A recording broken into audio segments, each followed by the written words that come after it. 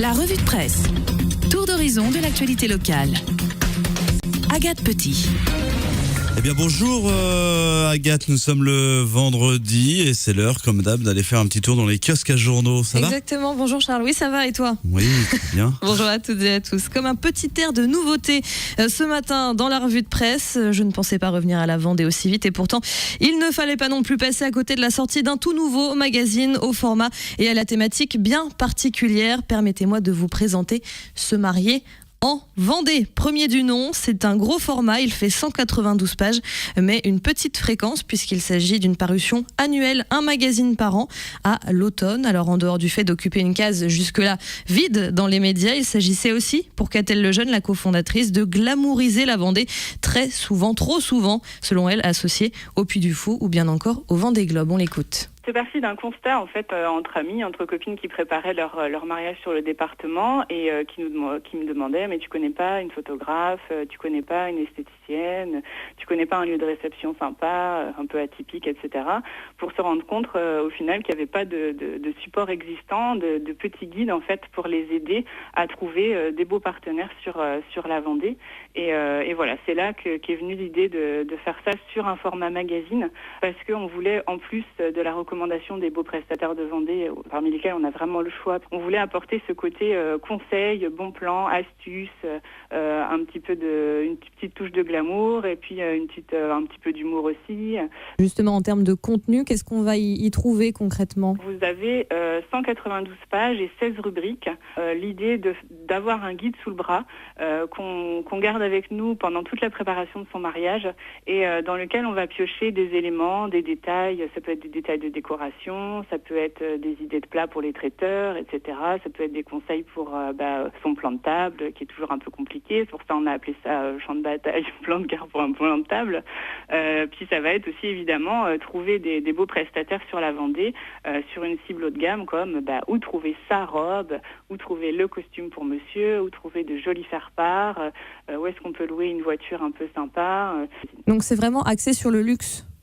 Oui, on est vraiment sur une cible haut de gamme, sur des beaux lieux de réception, comme on a mis sur la couverture, c'est s'aimer, se fiancer, se marier en Vendée, c'est-à-dire qu'on s'adresse à des gens qui préparent leur mariage sur la Vendée, mais à tous les âges. C'est ce qu'on a indiqué aussi dans la rubrique Parlons-en à la fin, où il y a un article sur se marier à 20 ans, ça n'a pas le même sens que se marier à 30 et à 40, et ça n'induit pas le même style de réception et le même nombre d'invités non plus. En termes de prestations, justement, pourquoi la Vendée ? Enfin, vous y vivez, ça d'accord ? Ouais. C'est la seule raison qui fait que, ou est-ce qu'il y a vraiment des opportunités particulières dans ce département ? Parce qu'il y a vraiment une diversité et aussi une qualité effectivement, mais aussi une diversité notamment en lieu de réception avec tout le bocage, on a vraiment la chance sur la Vendée d'avoir vraiment des beaux châteaux, des beaux lieux de réception, des beaux domaines, ce qui n'est pas forcément le cas dans tous les départements et certains ne sont pas forcément très connus non plus. Et puis il y a tout le côté justement la côte, il y a dans Routier, il y a l'Île-Dieu, enfin voilà, il y avait vraiment une diversité déjà géographique et puis par les lieux de réception et aussi par les partenaires. Et l'idée, c'était aussi de faire connaître des petits créateurs, comme des créateurs de robes, de bijoux, de faire-part, etc., qui ne sont pas très connus. Voilà, le magazine est disponible en Vendée, donc bien sûr, mais aussi en Loire-Atlantique, dans le Maine-et-Loire, les Deux-Sèvres et la Charente-Maritime, au prix de 4,80 € et partout ailleurs sur Internet, sur le www.semarierenvendée.fr. Tout un programme. Et puisqu'on parle de belles demeures, eh bien sachez qu'il est désormais possible, dans le vignoble en tout cas, de vivre dedans. Et oui, c'est l'hebdo de Sèvres-et-Maine qui nous l'apprend cette semaine. À Valette, le château de la Pommeraye s'apprête à devenir un habitat partagé. 2 ans et demi que cet ancien centre de formation était laissé vacant. Il devrait sous peu accueillir un projet d'habitat collaboratif, le premier d'envergure dans le vignoble nantais. Les 33 000 mètres carrés de bâtisse, propriété de l'association qui gérait autrefois donc ce centre de formation, n'avait jusque-là pas trouvé de repreneur. Avec un budget de 850 000 €, le plan présenté à la mairie de Valette, conçu par Éric Martin, architecte de l'atelier Spina, c'est basé à Rezé, prévoit 23 logements, dont 7 en location. Il devrait aussi y avoir une crèche et des salles communes. Allez, sans transition, on va maintenant parler de ménage, mais du ménage stylé. Eh oui. Le numéro hivernal du gratuit culturel Idylle pile est sorti et la rédaction s'est penchée sur le retour des poils. Alors pas sur les hommes, à mon grand désespoir, mais sur les balais et autres accessoires domestiques, le tout via le portrait brossé, bien sûr, de Georges-René Julliot, du nom de Feu, la brosserie des quais de l'Erdre. Alors que ce dernier, en son temps, s'était attelé au développement du marché de la brosse industrielle, ses deux petits-fils ont décidé de raviver le savoir-faire d'antan via une collection de brosses à usage quotidien. Il fut un temps où le balai et la balayette se transmettaient de génération en génération au trousseau de fiançailles, c'est ce qu'expliquent ses créateurs. Et c'est ce temps-là qu'ils tentent de ressusciter en y apportant bien sûr une touche de modernité. Brosse à légumes, à chaussures, à porcelaine ou à rideaux, il y en a pour toutes sortes de fonctions. Je suis sûr que dans ton magazine sur le mariage en Vendée, il y a des propositions de cadeaux. On offre des balais. Belle suggestion. Si elle nous écoute. Bref, donc pour toutes sortes de fonctions, y compris donc les plus farfelues, vous l'avez compris. La gamme de produits s'appelle André Jardin, par André Jardin et petit-fils. Ils sont garantis à vie. Des objets effectivement plus esthétiques, de là à dire qu'ils nous feront aimer passer le balai, c'est moins sûr. Ouais, ça, mais moi j'adore passer le balai. Ah bon ? Oui, non, mais c'est vrai.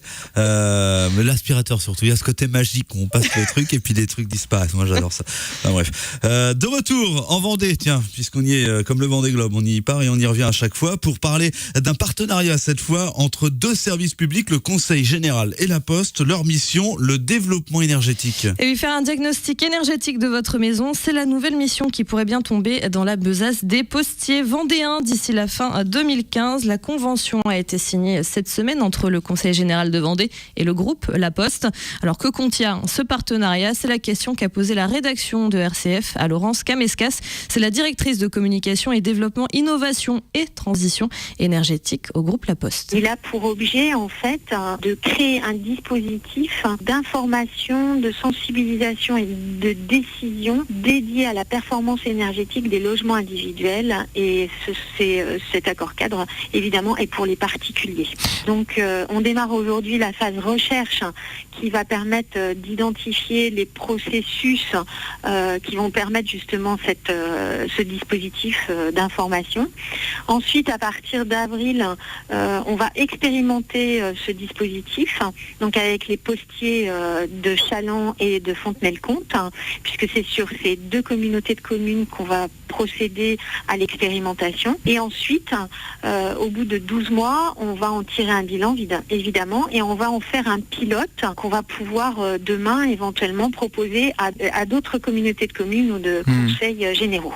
Donc les facteurs de Challans et de Fontenay-le-Comte dont vous venez de nous parler, qu'est-ce qu'ils vont devoir faire ? Pour l'instant, ce n'est pas encore décidé. Après, comment ça va se faire concrètement ? C'est vrai que pour l'instant, on est en train d'avancer avec le Conseil général pour savoir comment ça va se passer. Ce sont des nouvelles missions qui sont... on parle déjà quand même, je reviens aux facteurs, on parle quand même déjà des facteurs qui vont se présenter chez les gens pour leur proposer de faire un diagnostic énergétique. C'est ça, hein ? Aujourd'hui, c'est un service qu'on est en train de travailler avec les postiers et non pas uniquement avec les facteurs. Ce sera finalement en fonction de l'avancement du dossier qu'on décidera qui le fera. D'accord, mais donc c'est bien ça cette mission-là, hein, pour être concret, pour que les gens comprennent bien. Donc ce ne sera pas que des facteurs, mais on ne sait pas encore si parmi les postiers, mais c'est une mission de proposer aux gens de leur faire un diagnostic énergétique, c'est ça, de leur habitat. Un pré-diagnostic. Pré-diagnostic. Un diagnostic, c'est un peu plus complexe, mais un pré-diagnostic en effet. Et donc, on va utiliser en effet le réseau de proximité des postiers pour le faire. Et ça fait partie justement des nouvelles activités de développement que propose la Poste. Voilà, ce projet s'inscrit dans un cadre plus large, celui de la mise en place d'un grand plan Vendée Énergie Nouvelle, objectif atteindre les 50% d'autonomie en 2025. Par ailleurs, la Poste investit dans de nouvelles activités en plus de la distribution du courrier. C'est son plan stratégique baptisé La Poste 2020, conquérir l'avenir. Et du côté des syndicats, on estime que ce qui est vendu comme un moyen de sauver des emplois est en fait une façon de dévoyer la profession. En gros, cela fait plus de travail pour les postiers, des postiers qui voient, on en entend parler régulièrement, leurs effectifs se réduire chaque année. Ils demandent donc une politique cohérente de l'emploi. Allez, un tour du côté de la presqu'île cette fois, où les restaurants de plage, on en a parlé hier, vont finalement pouvoir ouvrir, ou plutôt rouvrir cet hiver, Agathe. Et oui, c'est l'écho de la presqu'île qui nous l'apprend cette semaine. Après leur fermeture par le préfet le 12 novembre dernier, 11 restaurants de plage de la baie qui ouvraient toute l'année auparavant et qui ont rempli au préalable bien sûr un dossier de dérogation pourront rouvrir dès le 26 décembre prochain. Une bonne nouvelle donc pour les amateurs de déjeuner sur la plage et surtout pour les élus de Pornichet et de La Baule. Question d'attraction touristique.